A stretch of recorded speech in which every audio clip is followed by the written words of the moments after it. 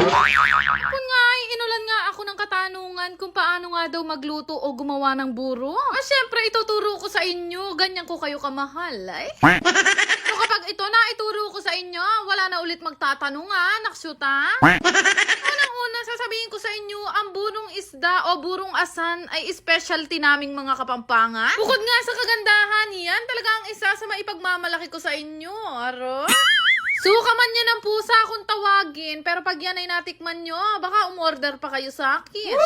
Pag nakain nyo na nga itong burong asan, hindi nyo talaga makakalimutan. Alam nyo ba kung bakit? Bay, kahit toothbrushin nyo man ang kamay nyo, hindi talaga matatanggal ang amoy, naksyuta. Kaya naman, for today's ganap, tuturuan ko kayo kung paano to gawin. Gabi pa lang, nagpasaing na nga ako kay nanay ng abiyas, at nung masaing na nga to, ayan, nilamulamutak ko lang siya. Sa paglalamutak, kailangan syempre may engagement ring kayo. Lamutak ko na nga yung mga kanin. Naglagay naman ako dito ng karamihang asin. Mabasa-basa pa mo tong asin namin kung meron naman kayong tuyo-tuyo ang ilagay nyo. Alilamutakin nyo lang yung asin at saka yung kanin hanggang sa manuot talaga yung lasa ng alat. At sa ginagawa kong proseso ng buro na to, huwag nyo munang alalahanin na Disney princess ako, naksyuta. Naglalamutak nga ako ng kanin. Busy naman si Angeline mapagmahal dito nga sa paghihiwa naman ng tilapia. So tama kayo ng rinig guys, tilapia ang gagamitin dito, hindi kahit anong isda. Ihiwa-hiwa niya lang ng ganyan, hindi niya natatanggalin yung tinik, mahirap yun. Bali pinagtatanggal lang niya yung laman, madali lang naman yung gawin, iiwan nyo lang talaga yung pinakaulo o bunto. Limang tilapia nga yung pinabili ko kay nanay para nga dito sa gagawin kong buro. Sabi sa akin na Angeline mapagmahal, hindi daw sinasama ang ulo ng tilapia o ulo ng isda. Alam nyo ba yung dahilan kung bakit? Syempre hindi.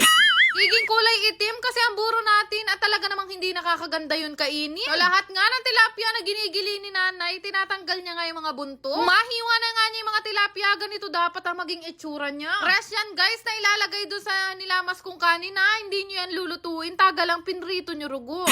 Kailangan nyo lang talaga lamutakin yung kanin hanggang sa magmukha na siyang parang biko. Nung matapos na nga si Angeline mapagmahal, kinuha ko na nga itong mga tilapia na ginili niya at isa-isa na nga natin yan ilalagay dun sa linamutak kong kanin na may asin. Susundan nyo ba yung step natin? Makiramdam kayong masalesya, naksyuta?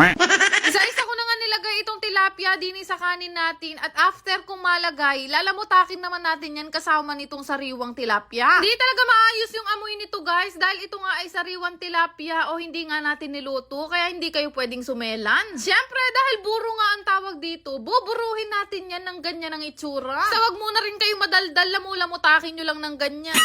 At kami guys dito sa bahay, kapag gumagawa kami ng burong asan o burong isda, kailangan wala nga langaw. Hindi kasi to pwedeng maanakan ng langaw. Abay pati yung mga langaw mabuburo nyo. Okay na nga at nalamutak ko na lahat. Kumuha naman ako ng malinis na garapon at dito ko na nga ito inilagay. Wala naman kailangan i-organize dito at hindi sila kailangan i-fall in the line. Basta pakadikdik at siksikin nyo lang siya guys, kagaya niyang ginagawa ko. So, alam nyo na guys kung bakit hindi kami bumibili ng buro. Lahat talaga ng niluluto namin dito sa bahay, kami ang gumagawa kasi nga dapat malinis ang paggawa nito. Kung bibili ka talaga ng buro sa ibang tao, ay Diyos ko, mahirap magtiwala sa kuko ng iba. Hindi lang naman tong gawin, sundin nyo lang lahat ng step na ginawa ko at ayan na nga, kumpleto at puno na nga itong garapon natin. Maayos ko na nga ito, naglagay naman ako ng plastic sa taas bago ko nga to isil. Hindi ko alam kung para saan nga yan, pero maglagay kayo para nga yata hindi sumingo-singo. Ganyan lang naman kadali gumawa ng buro. Pero sa pangalawang araw guys ng pagbuburo ko dito, bubuksan ko ulit yan at hahaluin ko. Tapos guys, buburuhin natin yan ng 3 hanggang 4 na araw. Pero kung gusto nyo naman ng maasim na buro, pwede yan hanggang 5 o 6 na araw. O panigurado, buro na rin ang ulam nyo sa mga susunod na araw. Anak syuta. Yan lang naman. Salamat! 5,575! Galing! Jit na magaling talaga itong bagong nilalaro ko. Ito nga yung PH Mine. Madali lang mag-register dito. Gamitin nyo lang yung link na ilalagay ko sa comment section. Marami nga kayong laro na pwede nyo pagpilian dito. May mga slots game at meron pang mga color game at napakarami pang iba. Kadalasan ko nga nilalaro dito itong Super 8. Pinipindot-pindot ko lang siya guys na ganyan at hindi ko na rin namamalayan na nananalo na pala ako ng malaki. Pero syempre ito yung libangan ko lamang at ginagawa ko lang o nilalaro ko lang kapag wala akong mapaglibangan. Kagaya nga nito, nananalo ako ng maliit tapos biglang puputok ng 1,000. Syempre guys, choice nyo rin yan kung magkaning ibebet nyo. Mas malaking bet, syempre, mas malaki yung tama. Uy, 1,300! 2,500! magre-register sa link na ilalagay ko sa comment section ay magkakaroon sa akin ng ayuda. Go! Yan lang naman. Salamat!